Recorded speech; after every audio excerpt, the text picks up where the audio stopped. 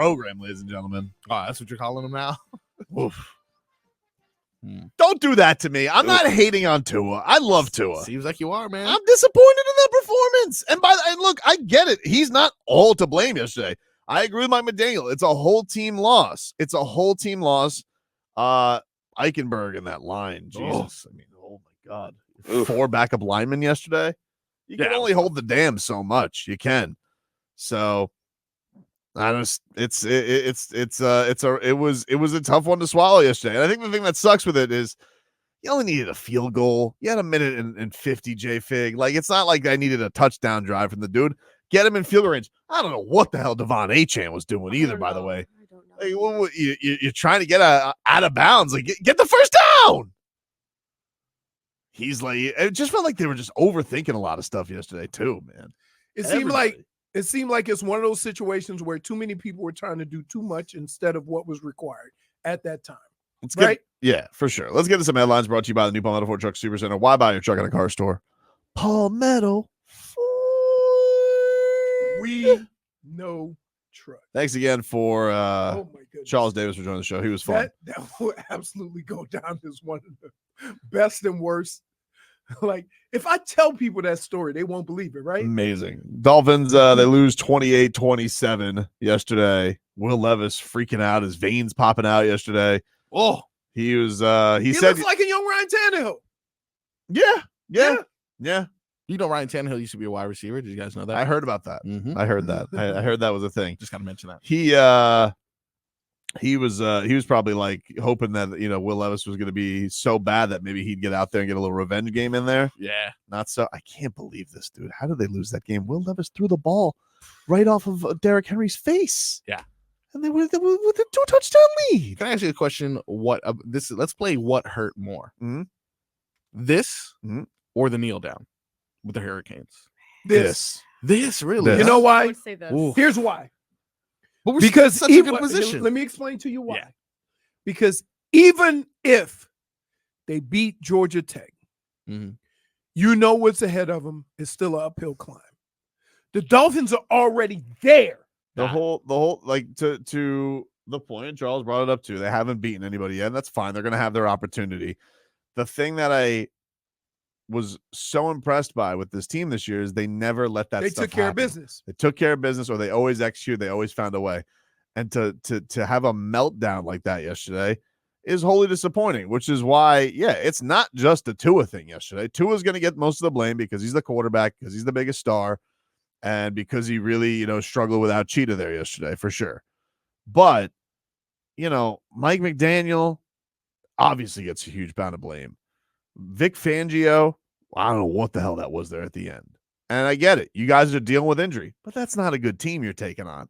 That team was ready to cave and give you the game. They tried to. It was all over their faces too. To have that. Even the coach was like, what the hell are we doing? Yeah, what are you going to do? To allow them to get the things right like that? It's just very, very embarrassing. And it's a big blown opportunity because you're sitting here, you could have kept pace with the 1 seed. You still control your own destiny because you do face Baltimore, but your margin for error now shrinks up. These are the games. We said this going into that last 3 weeks. You want to rack up, get to 11 wins, and then okay, even if you go 1-2, if that happens, you're still going to be sitting pretty and in a great spot. Now you're in a spot where it's like, you not only have to worry about the Ravens and what that's going to be and how you're going to be able to handle that with all the injuries. Who knows what Tyreek Hill is going to be, like how serious this thing is. I mean, he's been dealing with ankle injuries all year.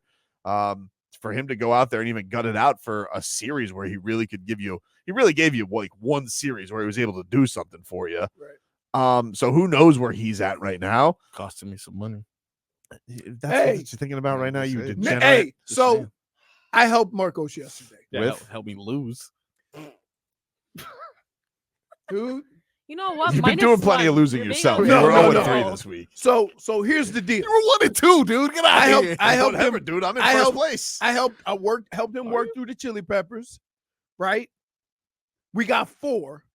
The one that didn't hit was probably the one you thought would hit the easiest, Tyreek Hill. Not because he got hurt. You can't control that. How did the other ones do? Pretty good, man. Yeah, Pretty good. okay. Pretty good. I still tried to go with this. I think I'm done going the River Craycraft anytime touchdown. Really? You know, that's the problem with Tua, dude. He's abandoned his roots. When Tyreek was down, I agree with that. He looked lost. I think he has been a little bit too Tyreek centric this year. Like Jaylen Waddle doesn't seem the same. But wait, Jaylen Waddle's about to have 1,000 yards. He's going to be the first receiver. Wait, we can agree. The first receiver in Dolphins history to have 3 consecutive 1,000-yard seasons. His 1,000 this year don't slap the same. It does not. It don't slap the same. It barely hits. It doesn't. It barely hits. You know, it's a like little tap. It's kind of like you have a guy that's got 1,500. It's kind of like when Adele mailed it in. You know, it ain't Oh. hello or fire through the rain. When you have a guy that has 1,500 yards at this point, every Dolphin, and you almost have 1,000, that's slap. Every Dolphin would agree. How many should he have? See, that's my point. He should be at 1,000 already. 1,300. So he had 13 plus last year. Let me get this straight. You two buffoons. Whoa. Buffoons. They have a receiver that has 1,500 yards. Yep. And you're saying the number 2 should have 1,300? No, 1,000 right now. He's like 15 yards short. Nah, he's like 200. No, he's not. He's at 822. I'm looking at his stats right now. Is he at 822? Yep. Exactly. Oh, look at I told that. you that. Look at that. That's pedestrian. I told you it doesn't slap the same. He's gonna have. We've only dude 3 Waddle dances this year. Think about this. 3. He's gonna have. What are they with Stephen Ross? He's gonna have 1,000 yards. Maybe he will. Okay. But I'm telling you right now. Nah. I'll ask right now. Ricardo, how are you, buddy? I'm doing great, All right, I'm gonna let you doing, Leroy, Marcos. What's happening? Doing good. I'm going to let you get to your point here in a second. But let me just ask you a simple question. Has Jaylen Waddle's stats slapped the same this year? Absolutely not. Absolutely not. Absolutely not, dude. I believe that, and it's proof. It's everything is based off action, right? It's all nothing about talk. And so far this year, the Miami Dolphins have been a one-trick pony. And it's seen throughout all these games, whenever Tyreek Hill is out or just on the sideline, Miami looks like they forgot how to play football. It's when they stop running the football with Raheem Mostert where they look lost. It's when Tyreek Hill's out where they look like, wait, well, we don't have any weapons anymore. But Jaylen Waddle, one of the fastest guys in the NFL, and Tobin, we're never on the same page, but we've only seen 3 Waddle dances this year. Yep. And that's tough. That's tough. That's real tough. Hey, And Leroy, yes. the things could be pointed at the defense. You're right. They look like they were playing 11 on 7. Why were so many guys open? And just play calling by McDaniel and stuff. But it's Miami's got to find some identity when certain guys are out. They are a team of 53, and they're playing like they only got 3. Their identity is running the football. And for some reason, Somebody tell the coach that. right? Exactly. I hate when people do that. Like, you have bragged about your ability to run the football in the various number of ways you run the football, and then there's points in the game where you just stop. Why? Mostert needs to have I don't get it. It makes no sense. Yeah, Mostert needs to have a talk with Mikey. You know, his friend Mikey. He doesn't need to talk to coach right now. Yeah, he needs to have a talk with his guy Mikey. And thanks for the call, Ricardo. He needs to sit Mikey down and be like, Mikey. He's gonna be like, "Don't you mean coach? No, I'm talking to you like back when you were just a know nothing with San Francisco, okay? And I was running for 200 in the NFC Championship game. I'm talking to Mikey right now. Hey, stop bleeping around in the red zone. Wow, that's what he needs to say to his friend Mikey. Wow, that's what he needs to say to him. Yeah, we do have a horrible red zone offense. You know why? They don't. They've had a good one. They don't. When they try to throw the ball from the 2-yard line, they do. Fumble. It's just like you have to slap Mike McDaniel upside the head because he's got a new gizmo he wants to try. And it's just like, dude, sometimes it's nice to go to Golden Corral. And it's nice to go to the dessert. But first, little meat and potatoes. Okay? Gotta get the meat and potatoes. A little meat and potatoes. Mac and cheese, too. See, I can normally deal with one of you, but not the cheerleader over there. Oh. Cheerleader. Yeah, mac and cheese too. Mac and cheese. Cap for life. What's going on, man? Mac and cheese is good. Tobin! Hey, buddy. Listen, bro, look, before you guys get itchy trigger fingers with the dump button, listen, I'm going to be quick but precise. Well, just don't curse. right? I don't have to what's dump going you. on? Just, Well, I'm clean it scared up, that you're dude. saying that. Rice. Wow, he give a Okay, preemptive so with strike? that being said, Leroy, you can break down all the statistical categories you want about number one this, number one that. We've been doing that for the past 3 years. Now you have Will Levis breaking records on us as a rookie, but nobody wants to talk about that. But let me tell you this. For you guys to start bringing out this whole scenario about coaching, I thought we fired our last coach because of coaching. So for this to come this way right now, I don't want to hear it. This is the bed we made. This is the coach we got. And it's about time the quarterback that we're about to pay shows up in December, because all I've been seeing the past 3 years is 6'6" blondies coming over here in December every time of year beating our ass. Wow. So, I mean, let's call a spade A bunch of spade here, bro. Ken Like, dolls? let's not do this, man. All right. All Thank right. God for life. Appreciate it. So he blames Tua. He's one of the blaming people? Tua. He's blaming Tua. He's blaming Tua. 6'6" blondies, huh? Yeah, I guess. I mean, he is I tall. I just think in order for everything to work the way it normally does, you have to be consistent with who you are, Mhm. right? I don't know why for the first 10 games of the season, anytime the ball got inside the 5-yard line, we knew Raheem Mostert was going to run the ball. And now all of a sudden, we're afraid to do that, which is what the offensive line does best, is run block. Certainly wasn't pass block yesterday. Right. But that's my point. Like, at what point do you have to read the room and say, this is what we do well, we're gonna live or die with this? I'm not gonna get to the point where like I'm hosing down. Like, I love watching Tua play football. He's very obviously the best quarterback the Dolphins have had since Dan Marino. The Dolphins are doing things and are ranked in offense where they haven't been since they've had Correct. Dan Marino. But look, I'm only putting this at the standard they've put it at. If you wanted to have a fun team that was just going to win the division, cool. This whole coaching staff, and Mike has talked about, this is about elimination games and we're going to play for the games that matter. This is now. These are the games that matter. You're trying to set yourself up the best you can for the playoffs. This team has been excellent at home. Tua in his career. It's only the 5th loss into his career at home. Mike McDaniel's lost 3 times now in his career at Hard Rock. Oof. You would have loved to set yourself up to have your home games here, and it was all there for you. And for this to be the game you falter at, and especially to do it with a 2-touchdown lead, something that hadn't been done in 700 and whatever, 56, 46, whatever bleeping games it was, it's inexcusable. It's inexcusable. If you're a serious team and you're a contender, you don't blow that game. Yeah, footballs. But, dude, 700 games that hasn't happened in that situation, 2 touchdowns, 3 minutes, whatever the hell this is, to blow that, it's inexcusable. And everybody has a hand in it. Tua, Mike McDaniel, Fangs, Chubb. Dude, He's always almost right there. Chubb. Hey, do me a favor. Take it easy on your helmet, dude. All right. You cost the Dolphins 4 points. Should have been a field goal drive. I'm not, not to harken back because you guys had the game in the bag, but dude, calm down. First of all, why now are you all of a sudden upset you haven't gotten a sack? That's what you do. You live in the area around the quarterback, but don't get the quarterback. And now all of a sudden you're freaking out because you didn't get Will Levis one time? Never see Van Ginkel do it. If Van Ginkel almost gets there, you know what he does? Moves on to the next play. But Bradley Chubb, what are you trying to show me how much you care? Do me a favor. Do it on the 2 drives where you have 2 mother bleeping touchdown lead and then go get them. Ridiculous. What a boneheaded play that was. Yeah, I saw him apologizing to all his teammates. Damage is done. Don't apologize now. Is that Too what late. You're on the sideline. And you're like, damage is done, Bradley. Too late. What's going on, Mike? Hey, what's up, guys? Hey, Dolphins will bounce back.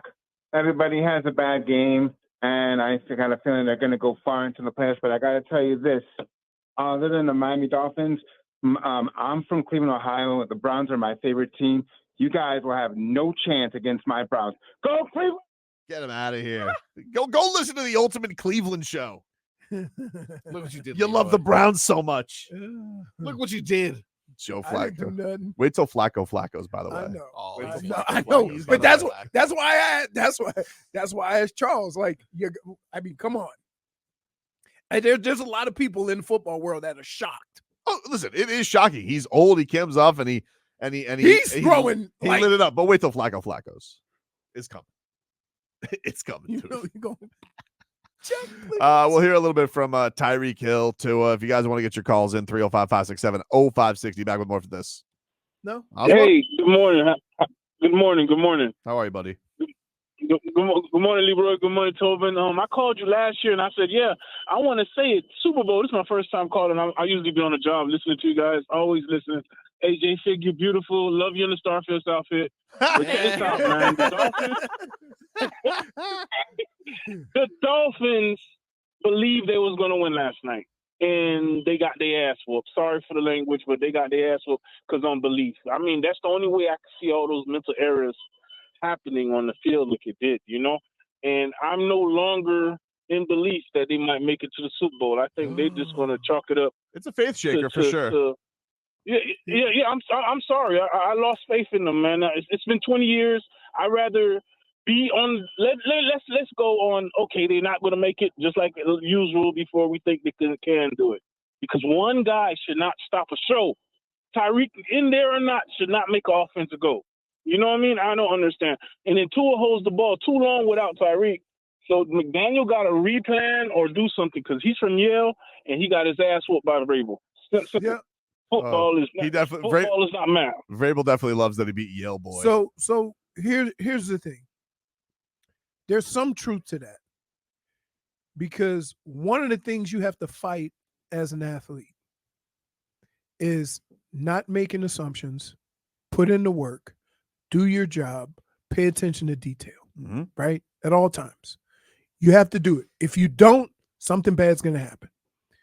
And if you just assume something's going to happen, then you're not ready for the unexpected.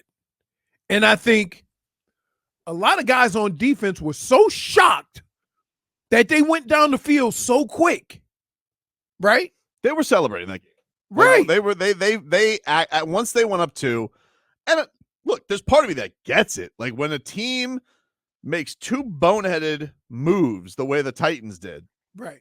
You're like supposed to win. You're like, oh, that team's not coming back. They're packed it in. So look, I'll credit the Titans for having the fortitude to come back from 2 colossal failures. It is very, very impressive. But you were also helped by fat cat syndrome and buffoonery, because what the Dolphins blowing that is inexplicable and hasn't been done in 700 plus games in that situation. Absolutely. It's terrible. What are we doing with this Tommy DeVito and his agent? That's his agent? That's his agent. Hey, listen, those guys are paid actors. Are you There's no way, right? Like this whole Tommy DeVito thing feels like a bit. First of all, he looks like Tim Allen when he's just transitioning to Santa. But the fact that him and his agent with the agent's got the agent looks like he is collecting debts on the docks. What is going on, dude? Like is Tommy DeVito? Hey Tommy, I just got you a new appearance at the Bada Bing after winning a Monday night. Isn't that like the ideal situation? Someone named Tommy DeVito to have an agent like that and be the quarterback of the Giants. Oh, there's gonna be people that are like, I don't want Daniel Jones back. I want Tommy DeVito to be the quarterback. This guy is the future. And guess what? Never happened. Because they already gave Daniel Jones $40 million a year. I don't know. Tommy DeVito. He's New Jersey. Everybody loves him. Hey, what you gotta do?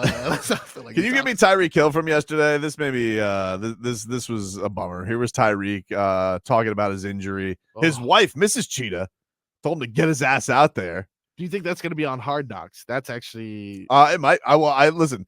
Leroy said when they lost, I'm not gonna like Hard Knocks. I disagree. I want more Hard Knocks tonight than I've ever wanted because I want answers. After a loss, I want answers. What are the odds? I mean, explanation. I want to know what I want to. You know what happened? I want to see pain in that locker room. Listen, I want to hear what McCoachin has to say. You know in what the this face team of did? adversity.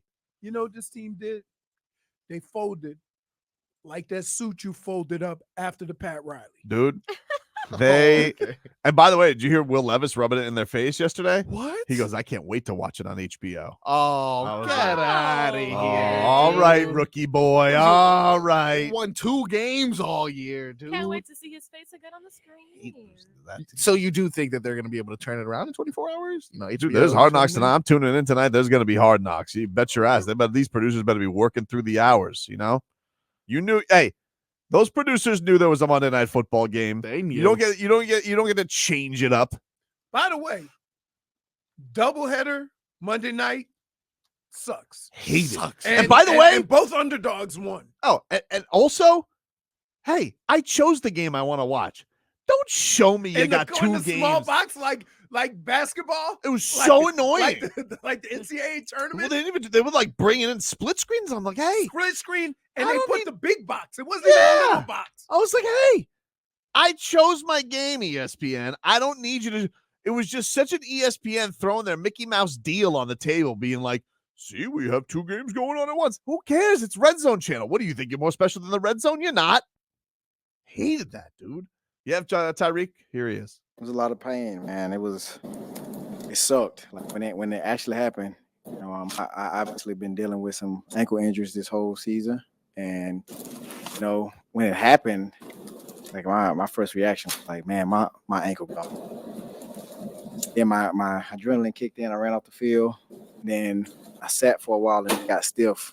I was going through a lot of pain, man. So then I just made up in my mind. I came in at halftime. I texted my wife. I was like, bro, like, this shit hurt. Like, get an ankle massage tonight. She was like, you better get your ass back in that game, dog. Good I wife. was like, all right. So I Football just made up my wife. mind that it's going to hurt. It's going to suck tomorrow morning, tonight and tomorrow morning. You know, and I just went back in the game on my own. Without anybody saying, Reek, go. Like, nah, it was like, F this. I gotta get out there, you know, and bring some energy and be that spark. So How can you not love that guy?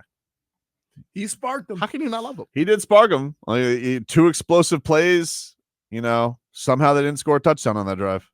I think a lot of people could use a day of relaxation after yesterday. I think Fangs could use a couple cucumbers over his eye. I tell you what they could have used.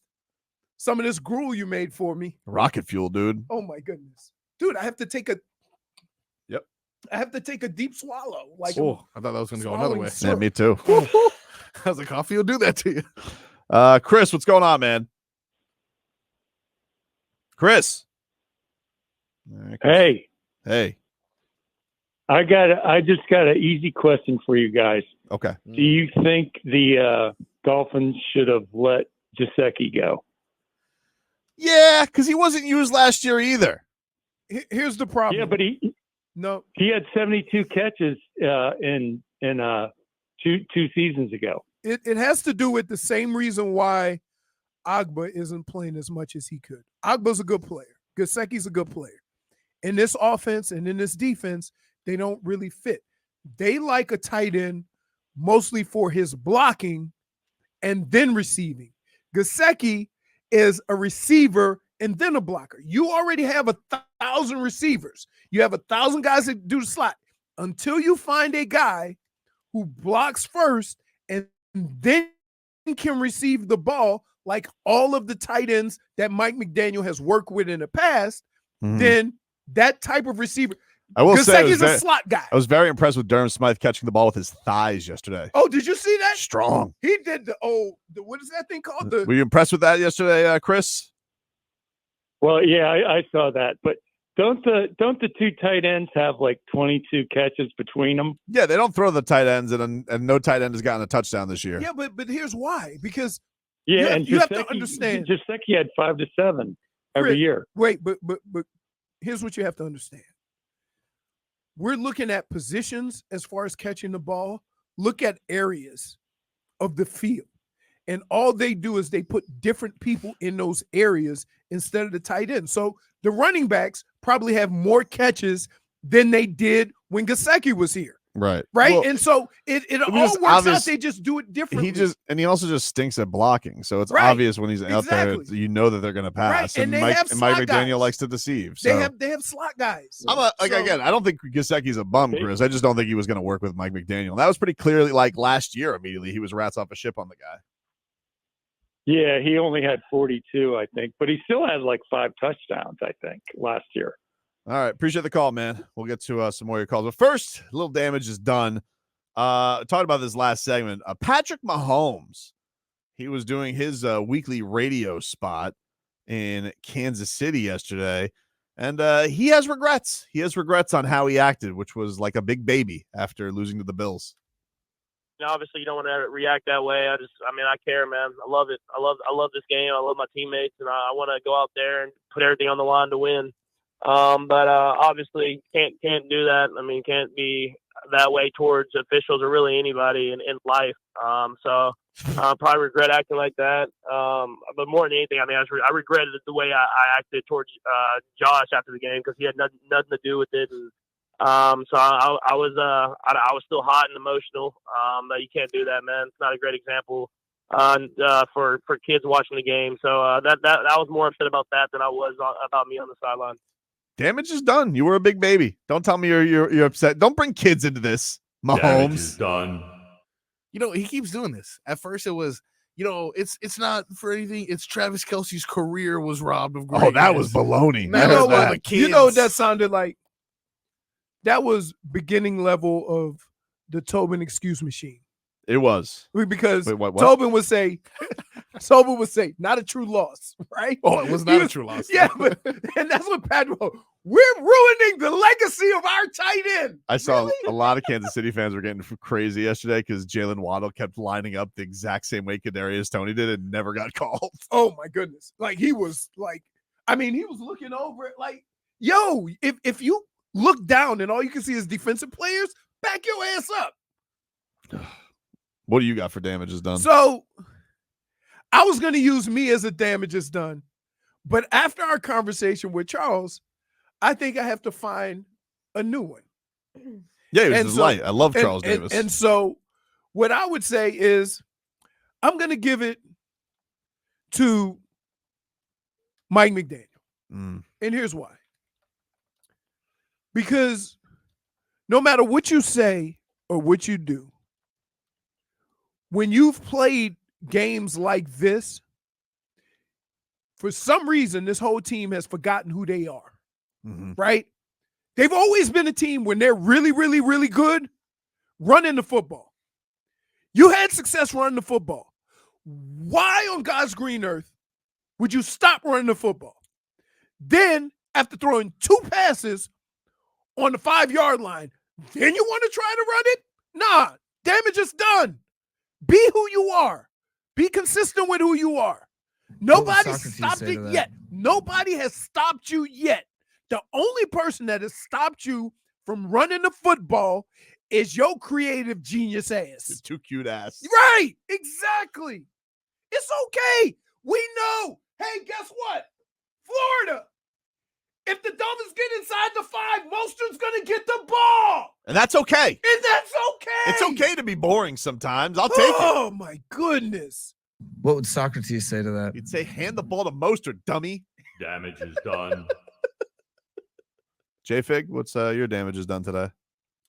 You know, I didn't think I was going to have a damage because I went to... How about your liver? How about your 0-3 record? How about your liver from this weekend's trip? Okay.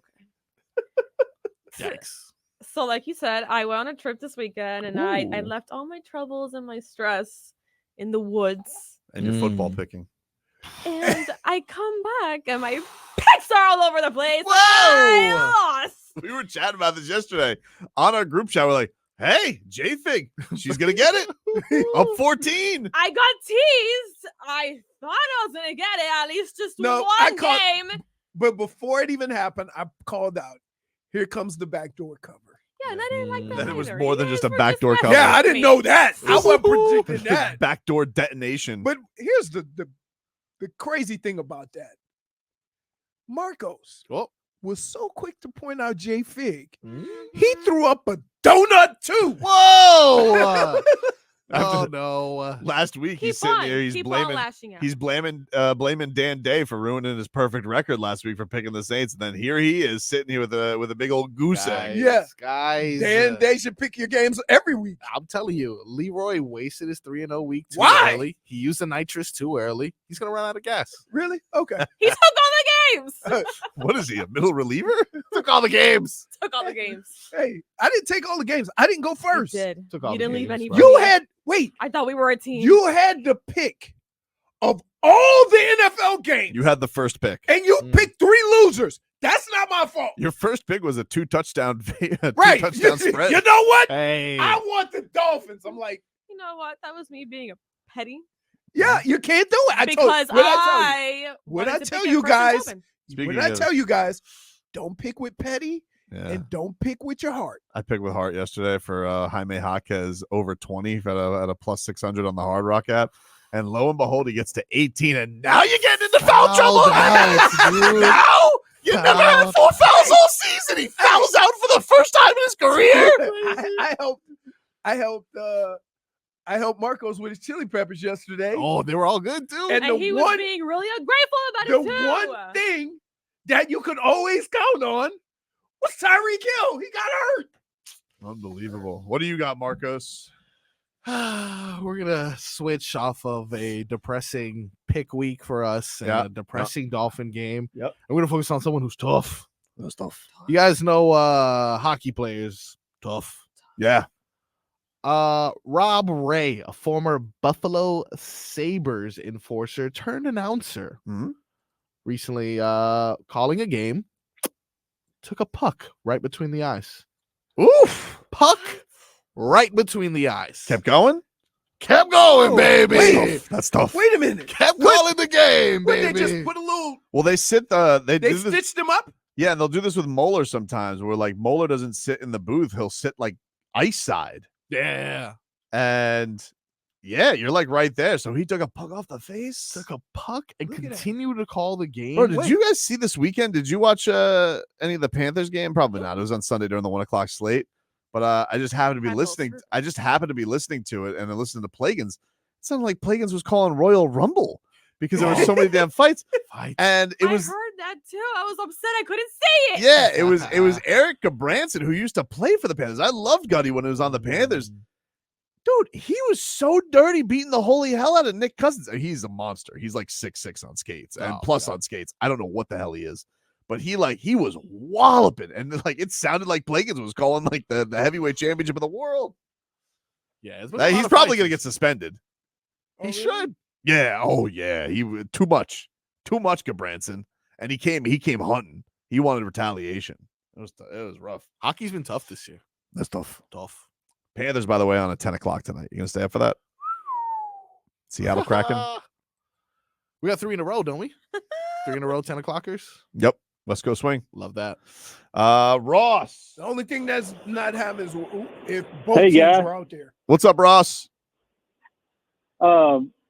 Well, double tough for me being up here with the inbreds this morning because they think that if Will Levis played college ball here that he's related to everybody. But anyway, I was concerned about the fact that we, are going to have to pay Tua most likely. Yeah. And this is kind of what, this looks very similar to that San Diego or the Charger game last year when they basically told you they were going to take away the middle of the field. That's what Mike Vrabel was saying in the interviews, even during the game. And we just cannot, when the middle of the field's taken away, he will not throw the ball sideline passes. And, what I agree, we need to run the ball more or whatever, but it's just frustrating because I'm afraid if we saddle up to him for $50 million a year or whatever for the next, this is kind of what unless we get a Tyreek Hill player, and I guess that'll have to be the goal as long as he's here.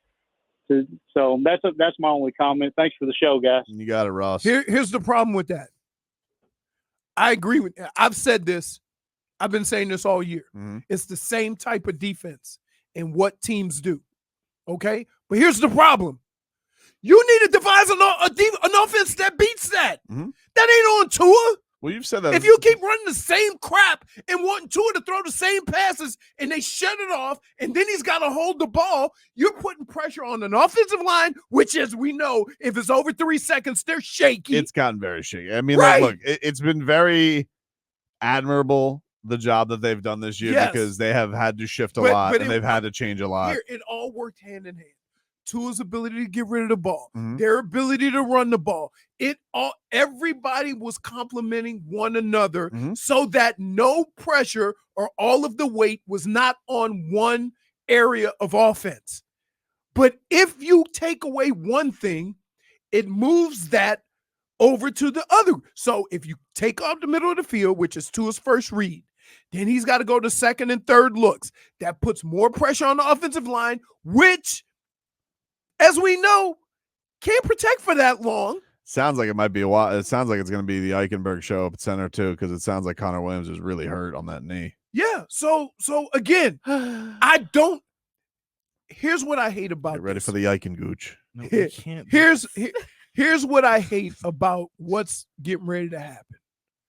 You did it. Charles did it. They're going to do it on ESPN. All they're going to talk about is Tua's inability to win these types of games, right? But it's a fair criticism right now. But I'm going to tell you this. I put it more on Mike McDaniel because he has to be able to identify as an offensive guru what stuff they're taking away from him and devise something to beat that. Because every time Tua has struggled, it's been the same type of defensive scheme. Look, it's not like a thing where I think Tua is choking. Like, Tua burst onto the scene and won a championship. Like, it's not like I think the guy is shriveling up, but the criticisms are fair. It's just like Tyler Hero. Like, I think Tyler Hero is a really, really good basketball player, but he has to perform in the playoffs. It's a fair criticism. I understand that. But here's what I would like to do. Instead of saying he's not, I want to tell you why. And it's not just Tua's ability to play quarterback. There's a lot of other pieces and parts that go into that as to what his options are to be the best version of this. I get that. And no game is going to be perfect all the time. I'm not expecting that. But what you want from a guy who's going to make $50 million and he's going to be your quarterback, hey, get me in the field goal range. Do it, figure it out. And dude, he's like falling on his bleeping face. I'm not saying it's all on him, but like he's got to take in the Kansas City game, in the Philly game, he's had his chance to either tie his team or give his team the lead. And if you're gonna make the $50 million, then you're gonna wear the blame. I get that. But what I'm gonna say is this, right?